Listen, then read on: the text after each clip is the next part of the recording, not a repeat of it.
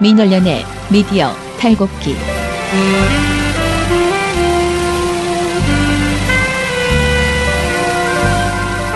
자, 민원련의 미디어 탈곡기 48화 시작하겠습니다. 네, 저는 민원련의 김언경 사무처장이고요. 그리고 미디어 탈곡기 이장입니다. 네. 저는 배나은 활동가고요. 부녀회장을 맡고 있습니다. 네, 방앗간 회장 이봉호 활동가입니다. 계속 그 방앗간 운영하시나요? 별도 하시나요? 독립했습니다. 탈곡기를 소유하지 못했는데 어떻게 운영할 수 있죠? 차명 계좌입니다. 진짜 아무 말 안 했다. 오늘 내가 아무 말 대잔치를 한다는 것을 어떻게 알았지?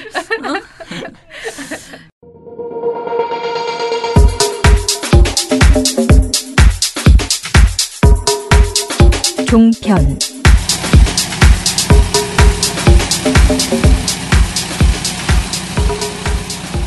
일단은 썬데이 모닝쇼라는 제목도 상당히 거시기한 뭔가 조금 약간 기대하는 네, 뭔가 아무 말이 있을 것 같은 그런 느낌이 드는 프로그램이 있더라고요. 채널 A이고요. 썬데이 모닝쇼라는 프로그램에서 썬데이가 들어가면 뭔가 좀 썬데이 서울 그런 거 아니에요? 그치, 그런 느낌을 줘서 그래요. 말씀드릴게요. 이날 방송은 그냥 그야말로 아무 말인데, 그냥 아무 말이면 사실은 그래도 괜찮잖아요. 근데 이제 문제는 그냥 아무 말이 아니고, 쓰레기 발언의 그 모음이었다. 저는 그렇게 생각이 들었어요. 어떤 쓰레기 발언인 거예요? 그러니까, 정치적인 목적을 가진 쓰레기 발언. 정치적인 목적을 가진 쓰레기 발언들이 굉장히 많았죠.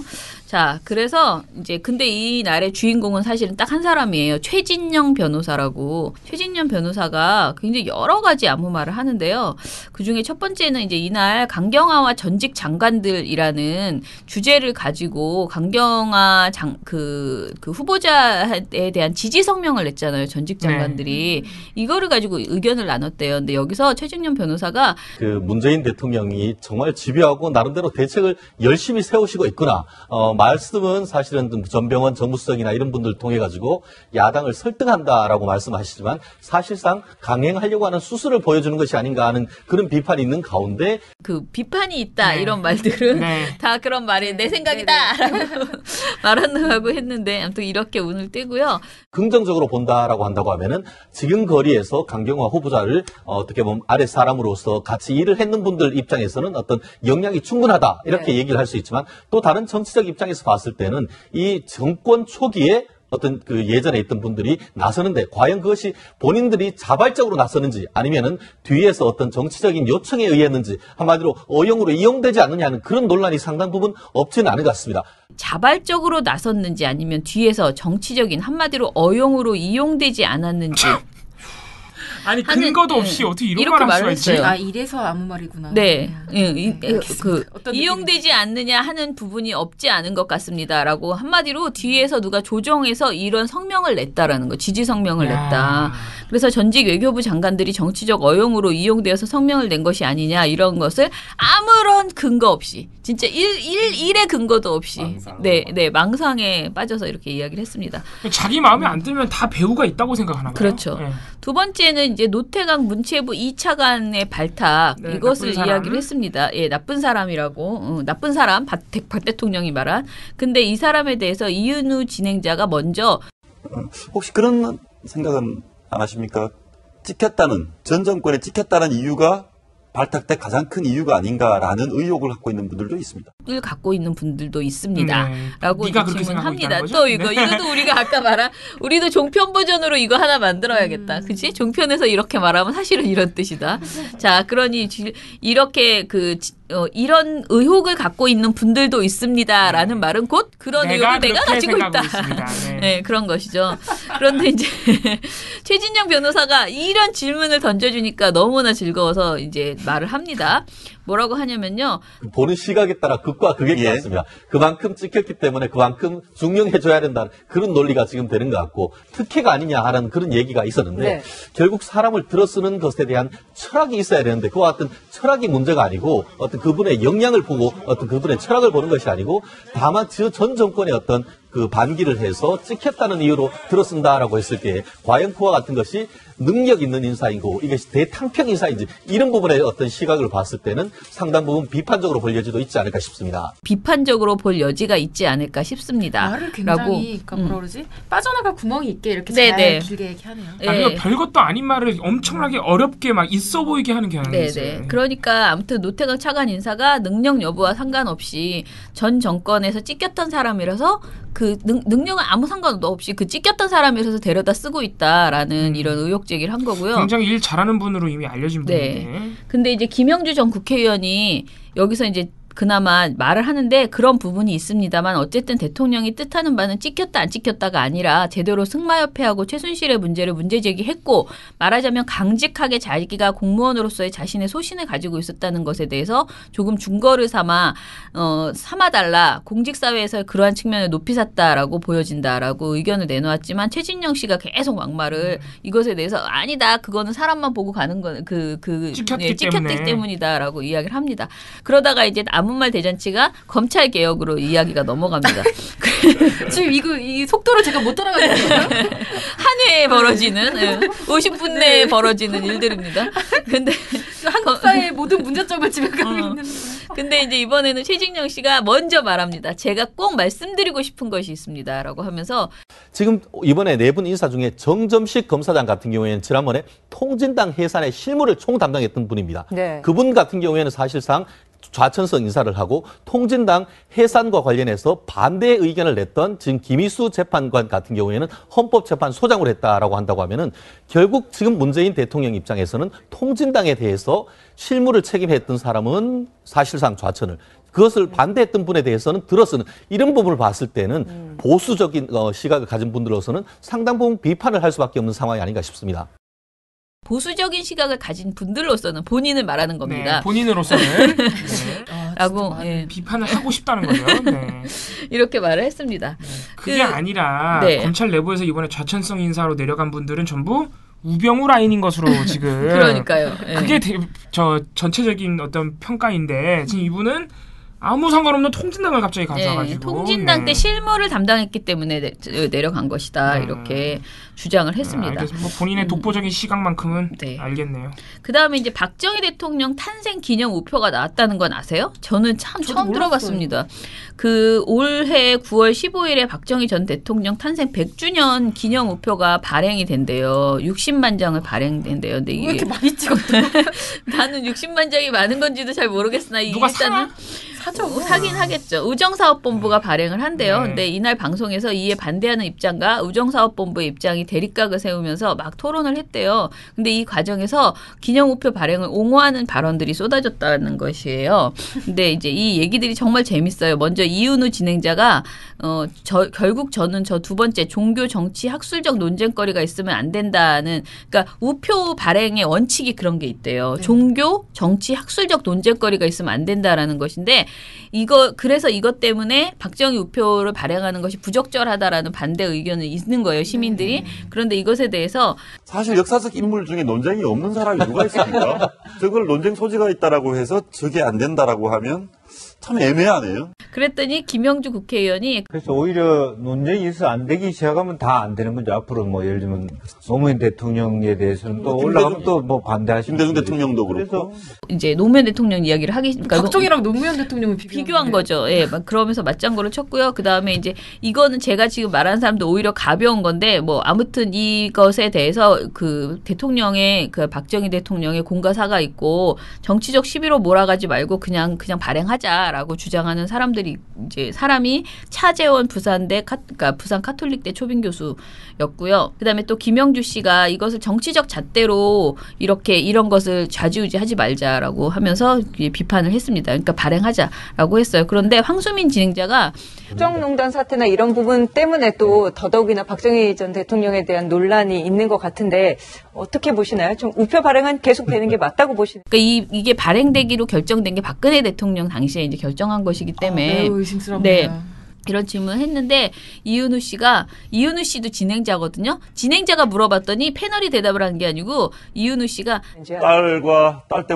딸 때문에 아버지가 라면서 말끝이 옆에서 말을 한 거예요. 그러니까 딸 때문에 아버지의 우표가 나올 수 없다. 이런 슬픔이 있다라는 자식농사를 식의. 잘못 쪄가지고. 네네네. 그래서 국정농단만 아니었다면 논란 없이 기념우표가 만들어질 수 있었다는 그런 뉘앙스로 이렇게 마무리를 하는. 그 전부터 논란이지 않았어요. 그러니까요. 근데 왜 이런 일들을 우리 이렇게 자식농사 몰랐지? 잘못 지은 거는 그 다음 문제죠, 사실. 사실은 이런 건 뉴스에 나와야 될 만한 내용인데 그죠? 그 기념우표 그러게요. 이런 거는 예, 몰랐더라고요. 7개월 전 안동 MBC 뉴스. 그 외 100주년 기념 사업으로 경상북도와 구미시는 박정희 기념 우표와 메달 제작, 100주년 탄신제, 박정희 다큐멘터리 제작 등 8개 사업. 이와는 별도로 구미의 박정희 추모공원, 새마을 테마공원, 역사자료관 건립 등 1,400여억 원 규모의 생가 주변 공원화 사업이 추진되고 있습니다. 과도하게 계획되고 있는 100주년 기념 사업에 대한 비난 여론도 갈수록 커지고 있어 향후 사업 추진 여부에 이목이 집중되고 있습니다. 아무튼 이런 논란이 있었습니다. 은근슬쩍 추진되는 문제적인 사건들이 그러니까 아무튼 썬데이 모닝쇼의 아무 말 대잔치. 네. 예, 재미있죠. 그래도 종편의 하루 뭐 이런 썬데이 모닝의 하루 그런 재미있는 이야기였습니다. 기가 막힙니다. 사람 진을 빼놓네요. 바람들이. 시민이 단결만 하면 언론 집회 세력 무조건 이깁니다. 왜 종편이라고 하는가 하면 종이는 편파방송만 한다고 종편입니다. 종이 편파방송을 내 욕이나 하고 엉터리 여론조사 발표나 하고 그래갖고 국민 여론을 오도를 하고 종편이 그 4개 중에 2개는 없애버리고 모든 언론 세탁기 이어서 한번 돌리겠습니다. 아니죠. 우리는 민원연의 미디어 탈곡기에 넣고 확 돌리겠습니다. 민원연의 미디어 탈곡기.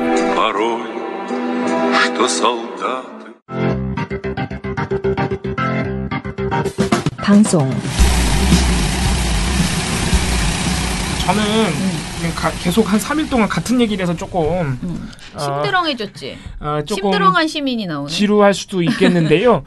근데 이 지금 제가 계속 말씀드리는 주제가 미선 효순양 15주기 그리고 그 전에 논란이 됐던 의정부시의 미 이사단 축하 100주년 축하 콘서트 요 논란인데 이거를 지금 방송사들이 12일, 13일 연속으로 계속 지금 다루고 있는 거예요. 그렇죠.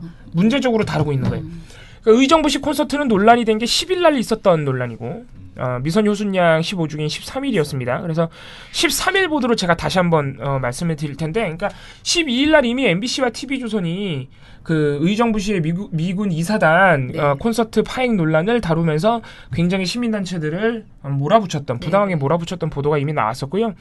13일 날 그런 보도가 또 나오는 와중에 제가 일단 TV조선 얘기를 먼저 해야겠어요. 이게 13일이 이제 15주기 미선 효순양 15주기 당일인데 그러니까 추모 관련 보도를 했을 거 아니에요, 언론들이?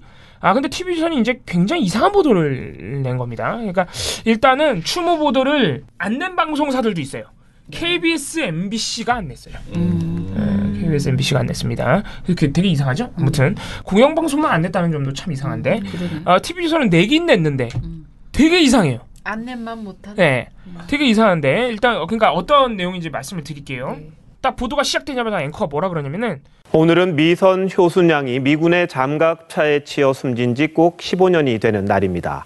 서울 광화문 광장에서는 추모제가 열렸는데 시민들은 아이들을 잊은 듯 했습니다. 그리고 행사장 곳곳에는 사드 철수 현수막도 있었습니다. 뭔가 되게 이상하죠 벌써? 벌써 분위기가. 네. 자, 리포트가 딱 시작되면 기자가 하는 말도 똑같아요. 효순 미선을 기리는 분향소를 시민들이 심드렁하게 지나간다. 그러면서 시민 2명의 인터뷰를 보여주는데 기자가 뭐라고 물어보냐면은 이 추모제에 대해서 알아요라고 물어봐요 기자가. 효순 미선을 기리는 분향소를 시민들이 심드렁하게 지나갑니다. 무슨 행사인지 잘 모르겠습니다. 아니요, 전혀 들어보지도 못했고. 그런 첫 번째로 나오는 이 시민이 누구냐면은 교복을 입은 학생인데 아주 앳돼 보이는 학생인데 그건 TV조선 얘기죠 지금. TV조선 얘기하고 있는 거예요. 예. 아주 앳돼 보이는 교복을 입은 학생이 무슨 행사인지 몰라요라고 대답해요. 그리고 또 나오는 시민 한 분도 아니요 전혀 무슨 행사인지 몰라요 하고 지나가요. 그러니까 지금 TV조선은 지금 시종일관 심드렁한 시민들과 잊혀진 추모제를 강조하고 있는 거죠. 그 기자가 15년 전 촛불 집회라는 새로운 집회 문화를 낳았던 효순 미선은 기억에서 잊혀지고 있습니다. 추모제 참석자들도 100여 명 남짓, 조용히 추모 공연을 지켜볼 뿐입니다. 계속 강조하는 게 이거예요. 네. 그러면서 이거 아까 앵커도 했던 말이 이게 계속 똑같은 말인데 또 기자가 근데 이런 행사장 한켠에는 소파 협정 개정과 사드 철수 현수막이 걸려져 있다. 계속 왜 이걸 강조하는지 난 모르겠는데 뭔가 시민들의 지지를 받지 못하는 그렇죠. 네. 반미에다가 네. 그 추모 관련 보도를 낸 다른 방송사들 어떤 식으로 보도가 나오냐면은 SBS, MBN은 딱 추모 그 자체 이 사건이 얼마나 슬픈 사건인지 딱 보여주거든요. 그러니까 예를 들어서 MBN은 15년 전에 희생당한 그 소녀들의 얼굴은 그대로다. 이러면서 추모제의 그 분위기 자체 굉장히 슬픈 분위기와 또 오랜만에 우리 유가족들 아버지들이 참석하셨다 이렇게 하고 끝나고 JTBC는 아예 진상규명에 초점을 맞춰요. 진상규명 활동이 9년 동안 중단이 돼 있었다. 책임자들, 그러니까 JTBC가 유일하게 이런 말을 해주는데 그 당시에 가해자들이 무죄로 방면됐고 진상규명은 전혀 이루어지지 않았다. 그래서 시민단체들이 여전히 그런 활동을 하고 있다. 이렇게 보도를 하거든요. 그러니까 이게 사실 상식적인 보도죠. 그죠. 네. 그러니까 TV조선이 도대체 왜 이렇게 힘들어간 시민들, 소규모 추모제, 잊혀진 아이들 뭐 이렇게 보도를 냈을까 사실 좀 납득하기가 힘들어요. 그래서 100번 이해를 해서 100번 양보를 해서 그래 잊혀지면 안 된다는 걸 강조하기 위한 건 아닐까? 그럴 수도 있으니까. 네. 그렇게 생각을 해봐도 이해가 안 가는 거예요. 안 되는데 네. 아무리 봐도 나도 어제 검토하면서 아무리 봐도 그런 느낌이 안 드는데 그러니까 아무리 봐도 그런 느낌을 가질 수가 없어요. 그러니까 100번 양보해서 그렇게 이해를 해줘도 자기네가 취지가 그렇다고 하더라도 추모에 대해서 먼저 방점을 찍어주는 게 맞는 거예요. 그죠. 그 다음에 잊혀지고 있다는 걸 강조해야지. 다짜고짜 보도가 시작되자마자 힘들어하게 시민들이 지나가고 있다. 다짜고짜 시민들이 잊었다. 그 교복을 입은 굉장히 앳된 어린 친구를 인터뷰하면서 15년 전 사건이 뭐냐고 물어보면 당연히 모르는 거 아니에요? 내가 볼 때 우리 언론이 그거를 제대로 보도도 안 하고 늘 그런데 당연히 모르죠. 그리고 뭐 제대로 된 교육을 지금 뭐 받는 것도 그런 만약에 학교에서 그런 얘기하면 반미 교육한다고 정교조 반미 교육한다고 난리치고 그거 애가 모를 수밖에 없다니까 지금. 아니 실제로 그런 식으로 반미 교육한다고 비판을 해왔던 당사자인 TV조선이 왜 차라리 보도를 하지 말든가 왜 이런 식으로 추모제를 폄훼하는 보도를 하냐 말이죠. 그래서 아무튼 굉장히 눈에 띄는 추모 보도라서 제가 말을 안 할 수 없었고 하나 더 말씀드리자면은 이 KBS가 또 이날 되게 이상한 보도를 내놨는데 뭐냐면은 그 의정부시의 미 이사단 축하 콘서트가 파행됐다는 보도를 하면서 MBC TV조선이랑 똑같이 시민단체가 협박성 댓글과 문자를 보냈기 때문에 파행됐다고 보도를 한 거예요. 네. 그렇게 한 건을 보도한 다음에 그 다음 보도에서 뭐라 그러냐면 이걸 처벌해야 된다고. 이번 경우도 그렇습니다만 항의나 비난 댓글이 쏟아지면 어느 누구라도 영향을 받지 않을 수는 없을 겁니다. 이런 행위가 자유로운 의사표현이라는 의견도 있지만 도를 넘을 땐 제재를 가해야 한다는 목소리도 높아지고 있습니다. 박민철 기자입니다. 상대방이 위협을 느낄 정도의 문자나 댓글은 처벌해야 한다는 목소리가 힘을 얻고 있습니다. KBS 뉴스 박민철입니다. 네? 그래 그 문자와 댓글을 처벌해야 된다는 거예요. 김병민하고 비슷한 식의 얘기인 거죠. 소름 조치를 취해야 된다는. 소름 끼치네요. 아니, 조치라는 용어만 나온 게 아니고 아예 보도 제목에 처벌해야 된다가 나와요. 따옴표로 따서 그렇게 얘기한 거예요? 네. 누구 따옴표? 그러니까 전문가들이 그런 의견이 있다라고 의견이 있다. 처벌해야 된다는. 근데 이제 KBS의 보도 뉘앙스 자체가 처벌해야 된다는 목소리가 높아지고 있다. 네네. 요거가 높아지고 있다. 높이고 있어서? 네. 그러니까 이게 이제 뭐냐면은 인신공격성, 협박성 문자 댓글 이런 거 처벌해야 된다는 건데 이게 이 보도가 더 웃긴 게 미군 이사단 축하 콘서트도 그런 것 때문에 파행을 겪었지만 최근 인사청문회에서 국회의원들도 이런 협박성 댓글에 시달려야 했다 이거예요. 그래서 처벌해야 된다 이거예요. 겸사겸사. 네. 제가 만약에 다른 이런 국회의원들이나 또는 이 미군 이사단 의정부시 사건 이런 게 아니라 전반적인 그 문자 댓글로 인한 인권 침해 사례를 가지고 이런 보도를 냈으면 아무 말도 안 해요. 근데 딱 그 두 개만 찝어서 그런 문자 협박을 처벌해야 된다고 지금 보도를 낸 거예요. 아니 근데 이게 진짜 불가능한 일이라니까. 말이 안 되는 게 말이 안 되는 거예요. 왜냐면은 거기서 제가 보고서에서 표현했는데 걔네가 말한 말이 있어요. 그 정확한 표현이 뭐였지? 공격적인 댓글. 공격적인 댓글. 근데 그 공격적이라는 게 사람이 그러니까 공포감을 느낄 만한 어떻게 느끼느냐 다 다른 거고. 그죠. 자의적이죠. 그리고 이게 개인적으로 그냥 한두 명이 했을 때를 지금 문제 삼는 게 아니고 지금 이렇게 집단이 했다고 시민들이 문자 폭탄이 왔다고 지금 그러는 건데 그거를 개별적으로 한 사람들이 폭탄이 될지 아닐지 어떻게 알고 그거를 처벌하고 말이 안 되는 소리를 지금 하고 있다는 거죠. 그러니까 여러모로 완전 말도 안 되는 소리를 KBS가 그리고 지금 막 공포감을 느끼게 하는 협박성 문자 지금 이게 다 KBS 보도에 나오는 워딩이에요. 다. 누구한테 보냈다? 국회의원과 의정부 콘서트에 나오는 가수 기획사한테 그렇게 했다고. 자, 이 두 개는 일단 전제 자체가 틀린 게요. 일단 이번에 의정부식 콘서트에 나오려고 했던 가수 기획사 이런 것들은 개인한테 행해졌다고 보기 어려워요. 그렇죠. 그거는 그냥 회사 창구가 거기밖에 없으니까 거기에 이렇게. 그럼요. 이 문제가 되는 심지어는 비판을 자초한 거잖아요. 의정부 씨가. 그리고 콘서트는 원래 그렇게 가수들 대신 그렇죠. 하고 있는 거예요. 이거예요, 딱. 그리고 국회의원들도 일단 1차적인 원인들이 본인들한테 있죠. 아까 말한 대로 저 기획사랑 국회의원들은 일개개인이라고 보기 어렵고요. 가수들에 대한 어떤 축하나 응원의 메시지가 될 수 있고 오히려 비판의 메시지가 될 수도 있는 그런 공적인 창구 역할을 맡고 있는 거죠. 그러니까 시민들이 내고 싶은 목소리가 있으면 거기다 하는 거예요. 원래 그리고 가수에 대한 그런 댓글 달거나 했을 때도 정말 말 그대로 성희롱적이라던가 너의 가족을 가만두지 않겠다 이런 협박성 진짜 말 그대로 실질적인 협박성 이런 거는 그냥 처벌을 바로 하면 되는 거죠. 신고하면 되는 하는 거지. 건데. 거기에 대해서 되게 얼버무려서 뭔가 폭력적이라던가 협박적이라는 그런 어떤 표현, 추상적인 표현을 가지고서 그 잣대를 대기 시작하면 다 처벌해야 반대 의견을 내거나 비판하는 목소리만 내도 다 처벌할 수 있는 근거가 생기는 것처럼. 아무튼 KBS가 굉장히 두루뭉술한 잣대를 가지고 처벌해야 된다는 불가능한 잣대지 사실은 법적으로 어떻게 하기가 너무나 어려운. 그리고 그거를 하필이면 의정부식 콘서트 파행과 청문회 국회의원들 사안을 찝어서 그렇게 했다는 것 자체가 지들 입맛에 안 맞는 사안을 갖고 와서 인권 들이대면서 그렇게 하는 것밖에 더 정직가 이게 약간 그런 사례인 것 같아요.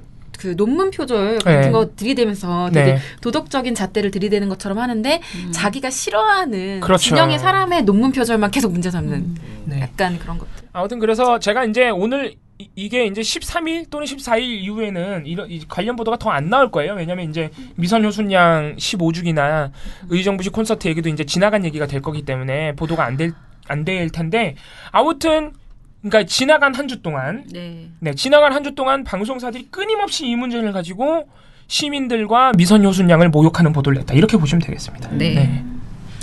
그 연예인 댓글은 내가 좋아하는 연예인이 그런 행사에 가지 않았으면 좋겠어. 그죠. 그럼요. 걱정하는 마음도 있지 않았을까. 그 댓글들이 어떤 댓글들도 있었냐면 내 새끼를 왜 기획사가 그런 행사에 보내느냐 그런 욕하는 댓글들이 되게 많았거든요.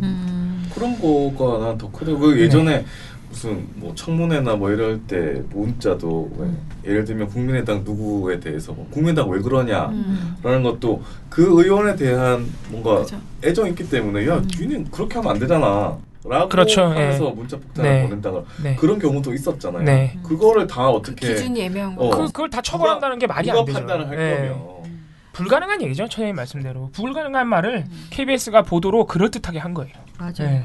그리고 이미 있는 법으로 충분히 할 수 지금 그렇게 문제가 진짜 심각하고 위협이 되면 하든가 한 사람 그 특정되는 진짜로 정말 심하게 보내시는 분이 있어요. 그분에 대해서 처벌할 수 있어요. 하면 돼요. 하면. 무슨 조치를 취하자고. 그런데 이렇게 두루뭉술하게 공격적 협박적 댓글을 처벌해야 된다 이렇게 하면 안 되죠. 보도로 그런 식으로 하면 안 되죠. 적폐 청산 가운데 가장 중요한 분야 중에 하나가 저는 언론 적폐라고 생각합니다.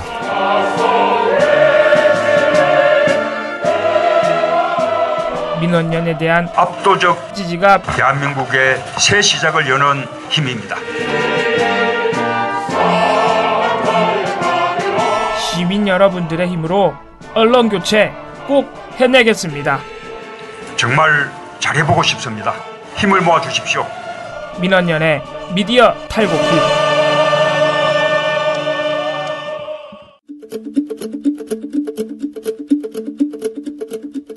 신문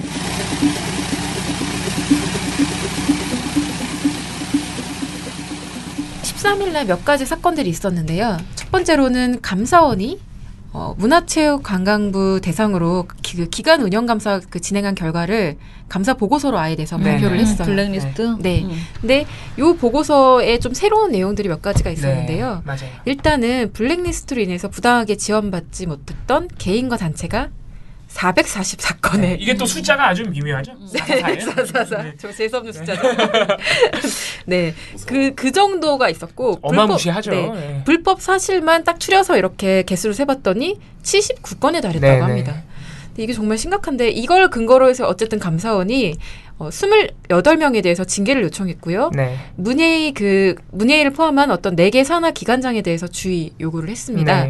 근데 요거 관련해서 뭐 몇 가지 좀 눈에 띄는 사안들이 있었는데 꼽아본다면 블랙리스트 집행이 이게 사실 2014년 3월부터 좀 지속적으로 나타나기 시작했다고 해요. 그리고 우리는 뭐 지원 사업에서 보통 이게 많이 나타났다라고 알고 있었는데 사실은 그 지원 사업에 대한 어떤 심의위원 선정 과정부터 이미 그것이 개입이 돼서 행해졌었다라는 것들이 있었고요.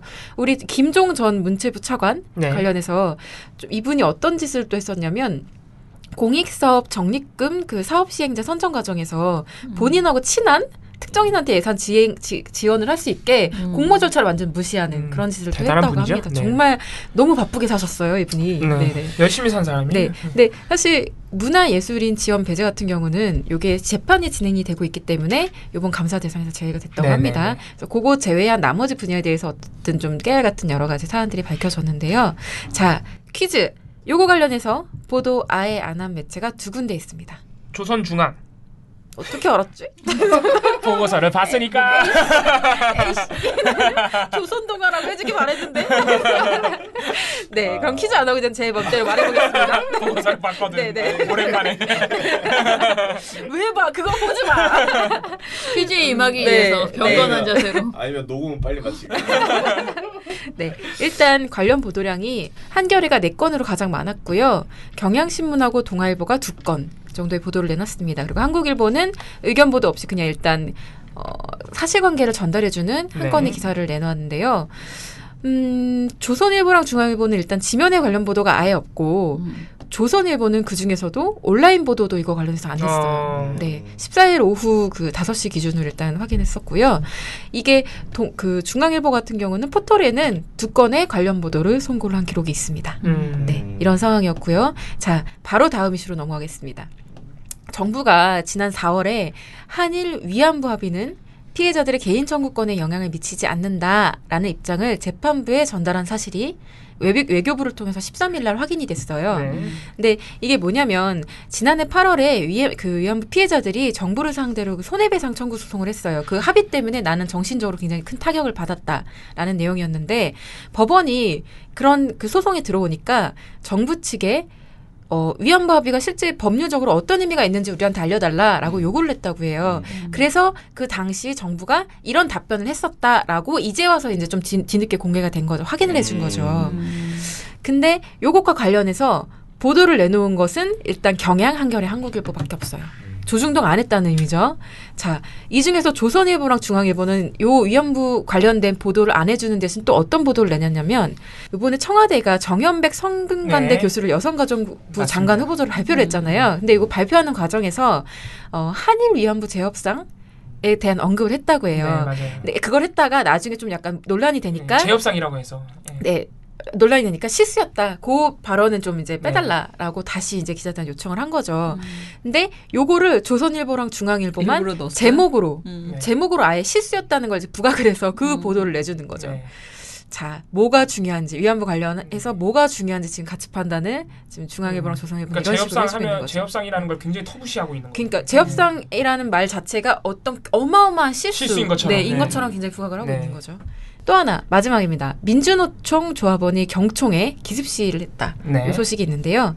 일단 사실관계만 말씀드리면 13일 날 민주노총 조합원 20명이 최저임금 인상과 비정규직 철폐 등 노동조건 개선에 반대하는 경영자 총협회는 해체되어야 한다라는 주장을 펼치면서 항의 서한을 전달하려고 그 회관을 방문했다고 합니다.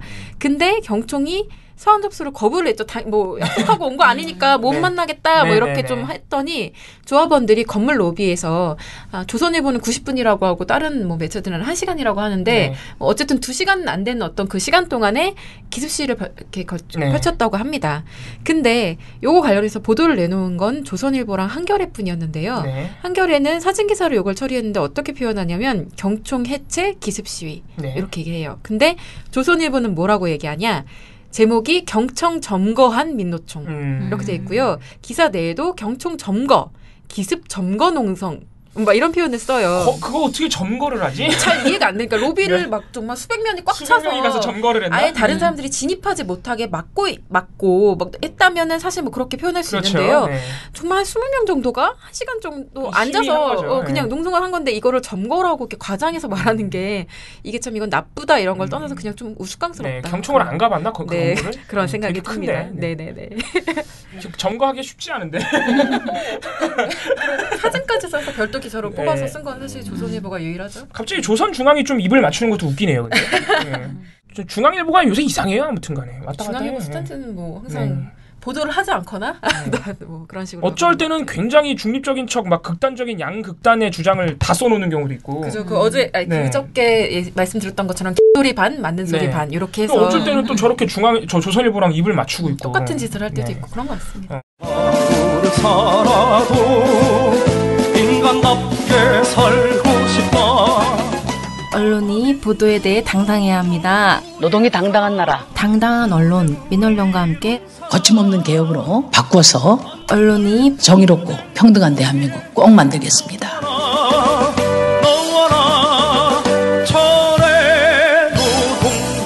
내 삶을 바꾸는 민언련의 미디어 탈곡기.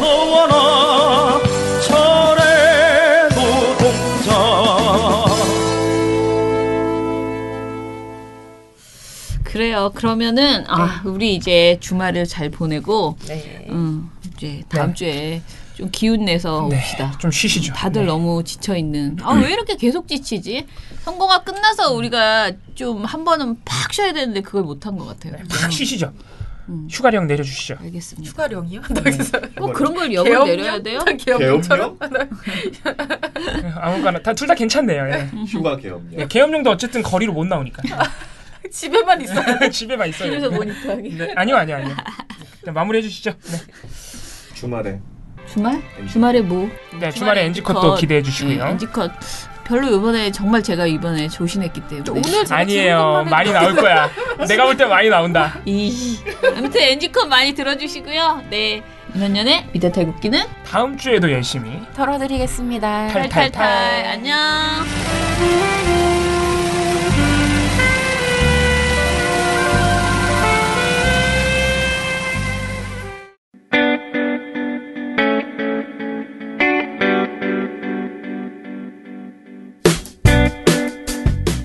안녕하세요. 민언년의 이봉우 활동가입니다.